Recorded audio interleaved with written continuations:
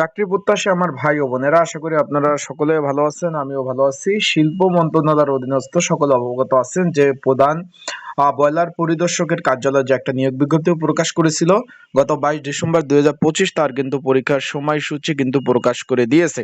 এখন বিষয়টা হলো, এটার পরীক্ষা কিন্তু আগামী 6 মার্চ 2026 তারিখ পরীক্ষা হবে। অলরেডি আপনাদের ফোনে কিন্তু মেসেজ চলে গেছে। এখন এই নিয়োগটা কিন্তু 22 ডিসেম্বর 2025 ছিল, খুব তাড়াতাড়ি পরীক্ষা হচ্ছে। এখানে এই যে 6 ক্যাটাগরি নিয়োগ বিজ্ঞপ্তি প্রকাশ করেছে, সবগুলোর পরীক্ষা হচ্ছে। আজকে তাই এই ভিডিওর মাধ্যমে আপনাদের জানিয়ে দেব পরীক্ষা এমসিকিউ হবে না লিখিত পরীক্ষা হবে, সেই বিষয়ে জানিয়ে দেব।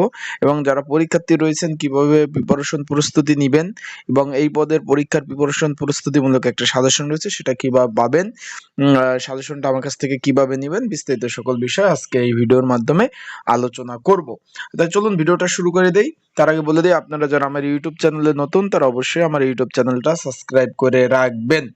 এখন আপনি দেখতে পাচ্ছেন যে অফিসক 9টি পদের বিপরীতে যারা আবেদন করে রাখছেন তাদের পরীক্ষা আগামী 6 মার্চ 2026 সকাল 10টা 30 থেকে 12টা পর্যন্ত, তার মানে 1.5 ঘন্টা পরীক্ষা অনুষ্ঠিত হবে। অলরেডি আপনারা কিন্তু এডমিট কার্ড ডাউনলোড করে ফেলেছেন। এখন বিষয়টা হলো ভাই, যে যারা আবেদন করছেন পরীক্ষাটা হবে লিখিত আকারে। আবারও বলতেছি, পরীক্ষাটা হবে লিখিত আকারে। তাই লিখিত পরীক্ষার প্রিপারেশন প্রস্তুতিমূলক সাজেশন রয়েছে যা আপডেট 2026, যাদের প্রয়োজন আছে তারা অবশ্যই যোগাযোগ করবেন।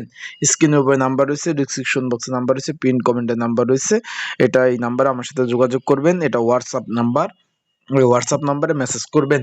তারপর ড্রাইভার পদ রয়েছে দুইটি, তারপর বয়লার টেকনিশিয়ান 3টি, ডাটা এন্ট্রি অপারেটর রয়েছে 1টি, হিসাব রক্ষক 10টি শূন্যপদ ছিল। তারপরে এখানে 7 লিপিকার কাম কম্পিউটার 1টি। এই সবগুলা পদের পরীক্ষা কিন্তু হতে যাচ্ছে। অলরেডি তারা পরীক্ষার দিক নির্দেশনা কি বলছে সেটা বলে দেই। তারা বলছে লিখিত এবং ব্যবহারিক পরীক্ষার জন্য একই এডমিট কার্ড আনতে হবে। এখানে পৃথক কোনো এডমিট কার্ড বা প্রবেশপত্র দেওয়া হবে না। তার মানে যে এডমিট কার্ডটা আপনারা ডাউনলোড করছেন সেই একই এডমিট কার্ড দিয়ে আপনাদের কিন্তু পরীক্ষা দিতে হবে।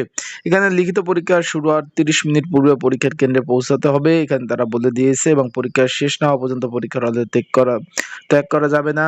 এবং সর্বোপরি যে নিয়মাবলী সেগুলো তারা কিন্তু বলে দিয়েছে যে যে খাতা তারা দিবে সেই খাতার মধ্যে লিখতে হবে, অতিরিক্ত কোনো খাতা দেবে না।